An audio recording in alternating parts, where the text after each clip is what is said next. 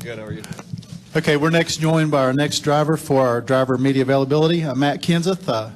Matt, obviously yesterday with the test session, how did it go for you? And you got to be excited about coming back to Las Vegas where you got your first win with Joe Gibbs Racing last year. Yeah, I thought our test went pretty good. We seemed to have decent speed. Just worked on a lot of different things. Tried to gather some data and try to get the feel that we were looking for. So overall, I was pretty happy for the day. We didn't really do any real long runs. Looking forward to getting qualified today. Try to make that work for us, and then get to work and race it up tomorrow. We'll open up for questions from Matt. We'll start here with Lee, then go back to Alan and Lewis. Lee Spencer, real quick on the baby countdown. What's the due date? It's about 3 weeks. You got a backup plan for that in case things, go awry, or? Not really. I just told her to have it on a Monday.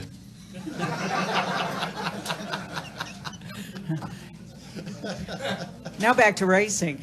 Can you talk a little bit about where you feel Joe Gibbs Racing is right now with your intermediate track program?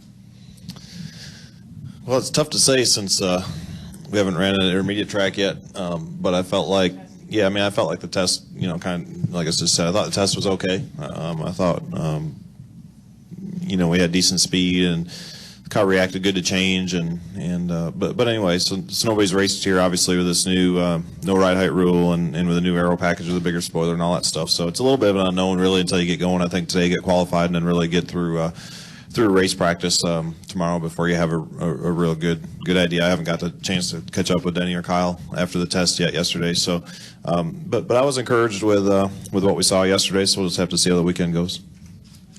Okay, back to Alan. NASCAR.com. On that point, how will Sunday's result in the race affect the rest of your season, given that we go to so many intermediate races, and how will you look at those results and judge them going forward? I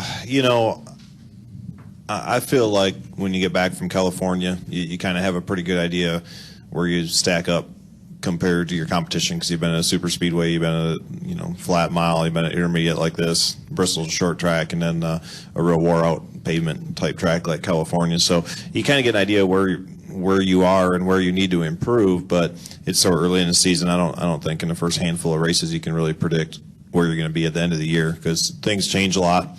The rules package is a fair amount different than it was last year, and obviously that's going to evolve, and people are going to either the people that are ahead, you might get caught up to them a little bit, or vice versa. So I think things change a lot in a year. It's really hard to say, but I think certainly after the next few weeks, you kind of get an idea, where you are, what your strong suits are, where you need to improve. Okay, we'll move up here to Lewis. Louis Frank, Reuters and AutoWeek.com. Matt, your teammate earlier said that there's not so much pressure this time of year to notch that win under the new chase rules, but once we're in the chase and you start going to Chicago, Loudon, Dover, that's when the pressure builds to get that win, to stay in the chase. And you leave intermediate tracks to go to 2 1-milers. I was wondering how your approach will change, if at all, as you get down into that first segment of the chase.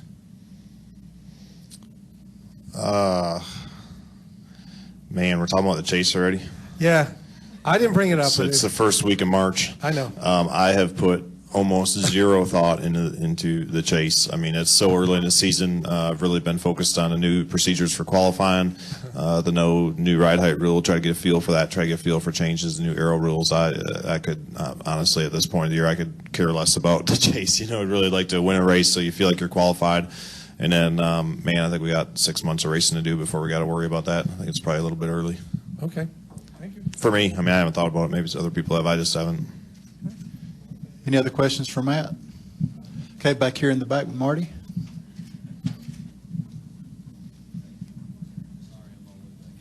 Kansas. Marty Smith, ESPN. Good morning, Matt. Good morning, Marty. You last year obviously had a tremendous year in terms of wins and success and all that with Jason and those guys. What's the zone feel like? What's the what feel like? The zone. The fan zone? Not the fan zone. Neon Garage? I would love to know what the fan zone feels like for you, though. I'm sure that's a joyous occasion when you walk through there. Man, I don't know. I mean, whenever things are clicking. It always feels good. I don't want to say it's easy because it's not, but when things are clicking and communication is good and you got a good feel for what you want and have a good feel for what to get in a car and what changes to make to get you what you want. I mean, that's always fun, but I think it's something you have to constantly work on, especially as setups change, rules change, tracks change, tires change, all that stuff. I think it's something you always have to work on and try to keep an open mind and not get stuck on maybe what worked before, because it might be different this time around. So obviously I've really enjoyed working with that team, and I'm looking forward to our second year together and hopefully getting stronger. Okay, I have a question up here with Kenny Bruce. Kenny Bruce with NASCAR.com. Matt, how has the racing surface here changed and aged over the years, and how will that impact what you guys do as far as setups? Yeah, I mean, the setup stuff is just so different, taking away the ride height thing. So, it's really hard to compare anything, from the past. So I feel like the track has aged some, especially when we first got on it yesterday before it had any rubber and got many cars out there. It was a lot slower and slick. It obviously got a lot faster as we got cars on it. So I feel like the track has changed some. It's backed up some. It's aged some. It's got, all the things that pavement does. But I think with the added downforce that they gave us this year and other rules changes, I think the speeds are actually higher, again, than what they were last year. Corner speeds, I think, are faster with extra downforce. So I think it kind of was a wash. We're actually probably a little bit quicker, but the track is definitely aging. And last year it got pretty wide. I expect it to be pretty wide again. Is it one of the better 1.5-mile tracks as far as what you guys can do out there? Yeah, I think so. I mean, the track got pretty wide last year. There's some guys way up on the top, some guys way on the bottom. So I feel like it's widened out, and it's it's pretty good. It's definitely got some options for where you can run.